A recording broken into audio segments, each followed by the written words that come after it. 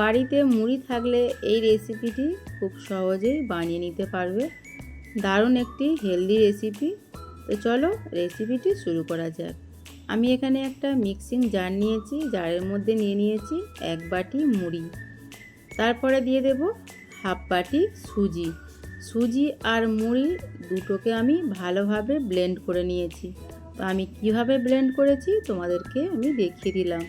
তারপরে অ্যাড করে দেব হাফ বাটি দই। দইয়ের বাটিটা ধুয়ে অল্প একটু পানি দিয়ে দেব। দেওয়ার পর আবারও ভালো মতো ব্লেন্ড করে নেব। তো মিশ্রণটা তোমরা দেখলেই বুঝতে পারছো কীরকম হয়েছে। এতটা ঘন থাকবে না, আমি একটু পাতলা করে নেব। কীরকম পাতলা করব তোমাদেরকে আমি দেখিয়ে দেব। তো মিশ্রণটাকে আমি একটা মিক্সিং বোলের মধ্যে ঢেলে নেব। তো মিক্সিং বোলের মধ্যে নিয়ে নিয়েছি মিশ্রণটাকে।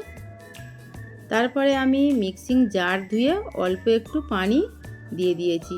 এখানে আর পানি ব্যবহার করব না, যতটা পানি লাগার ততটা পানি আমি দিয়ে দিয়েছি, আর পানি লাগবে না।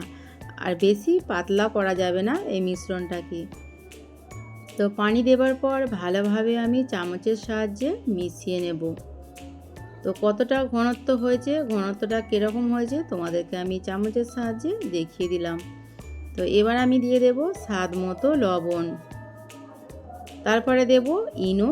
এটা অরেঞ্জ কালার ইনো, মানে অরেঞ্জ ফ্লেভারের ইনো, সেই জন্য এরকম অরেঞ্জ কালার লাগছে। তো তোমাদের কাছে যদি সাদা থাকে তোমরা সাদাও দিতে পারো। তো অল্প একটু পানি দিয়ে আমি ইনোটাকে ভালোভাবে মিশ্রণের মধ্যে মিশিয়ে নেব। যেহেতু এটা অরেঞ্জ ফ্লেভারের ইনো, সেই জন্য মিশ্রণটা একটু অরেঞ্জ অরেঞ্জ হয়ে গেছে। কোনো সমস্যা নেই, তোমরা যদি সাদা ইনো দিতে চাও তাহলে সাদা ইনো দিও, আর যদি অরেঞ্জ ফ্লেভারের ইনো দিতে চাও তাতেও কোনো অসুবিধা নেই, কাজ একই রকম হবে। তো ভালোভাবে মিশ্রণটাকে আমি মিশিয়ে নিয়েছি, মিশ্রণ তৈরি হয়ে গেছে। এবার আমি গ্যাসের কাছে চলে যাব। গ্যাসের ওপরে আমি একটা ফ্রাই প্যান বসিয়ে দিয়েছি। ফ্রাই প্যানের মধ্যে আমি একটুও কিন্তু তেল ব্রাশ করিনি, বা কোনো তেল ব্যবহার আমি করব না। তো 1 চামচ ব্যাটার দিয়ে চামচের সাহায্যে একটু ঘুরিয়ে ঘুরিয়ে একটা রুটির শেপ দিয়ে নেব, আর একটু ছড়িয়ে দেব। খুব একটা পাতলাও হবে না আর খুব একটা মোটাও হবে না। তো দেখো আমি কিভাবে দিয়েছি তোমরা দেখলেই বুঝতে পারবে। তারপরে আমি ঢাকা দিয়ে দেব। ঢাকা দিয়ে 1 মিনিট রান্না করে নিতে হবে। 1 মিনিট পর ফিরে আসছি। তো 1 মিনিট হয়ে গেছে, এবার আমি ঢাকাটা খুলে নেব। তো কতটা সুন্দরভাবে জালিদার হয়েছে আর ফুলেছে দেখো। তো এক পাশটা হয়ে গেছে, আমি অপর পাশটা উল্টে দেব। তেল না দিয়েও যে এত সুন্দরভাবে তৈরি হয়, দারুণ হেলদি একটা রেসিপি, অবশ্যই বাড়িতে একবার হলেও ট্রাই করো। তো আমি খুন্তির সাহায্যে তুলে নিচ্ছি, যেহেতু এখানে মুড়ি ব্যবহার করা হয়েছে, সুজি আর দই ব্যবহার করা হয়েছে, সফট একটা জিনিস, সেই জন্য আমি একটু আলতো হাতে নাড়াচাড়া করে উল্টে দিলাম।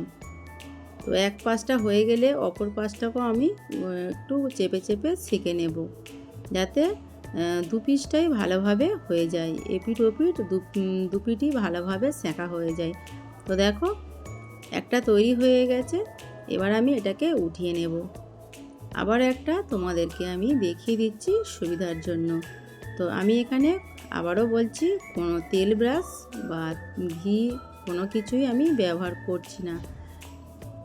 1 চামচ ব্যাটার দিয়ে দিয়েছি। ব্যাটারটাকে আমি ঘুরিয়ে ঘুরিয়ে একটু ছড়িয়ে দেব, রুটির শেপ দিয়ে নেব। আর খুব একটা মোটাও হবে না আর খুব একটা পাতলাও হবে না।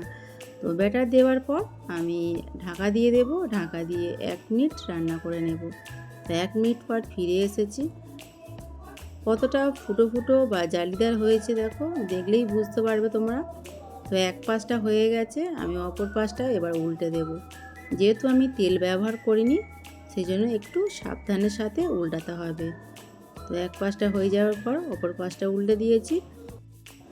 এপিঠ ওপিঠ ভালোভাবে আমি ভেজে নিয়েছি বা সেঁকে নিয়েছি। তো এবার আমি উঠিয়ে নেব। সবগুলো একইভাবে তৈরি করে নেব। অবশ্যই তোমরা একবার হলেও বাড়িতে মুড়ি দিয়ে এইভাবে তৈরি করে দেখো, দারুণ একটি হেলদি রেসিপি। বাচ্চা থেকে বড় সবাই কিন্তু পছন্দ করবে। এটাকে তোমরা চাটনি দিয়েও খেতে পারো, ধনেপাতার চাটনি বা নারকেলের চাটনি, বা তরকারি দিয়েও খেতে পারো, যে কোনো মাংসের ঝোল দিয়েও খেতে পারো, বা চা দিয়েও খেতে পারো। আর তা না হলে সস দিয়ে গুড় দিয়ে খাওয়া যায়, খেতে কিন্তু দারুণ লাগে। তো আমি তো চা দিয়ে খেয়েছিলাম, তো চা দিয়ে খেতে কিন্তু আমার দারুণ লেগেছিল। তো এক পাশটা হয়ে গেছে, আবারও এক পাশটা উল্টে দিয়েছি। এইভাবে সবগুলো আমি তৈরি করে নিয়েছি। তো চলো তোমাদেরকে আমি পরিবেশন করে দেখিয়ে দিই কতটা সুন্দর হয়েছে। মুড়ি দিয়ে এই রেসিপিটি তোমাদের কেমন লাগলো অবশ্যই জানিও। আমার রেসিপিটা যদি তোমাদের ভালো লাগে প্লিজ একটা লাইক করে দিও, কমেন্ট করে দিও, শেয়ার করে দিও।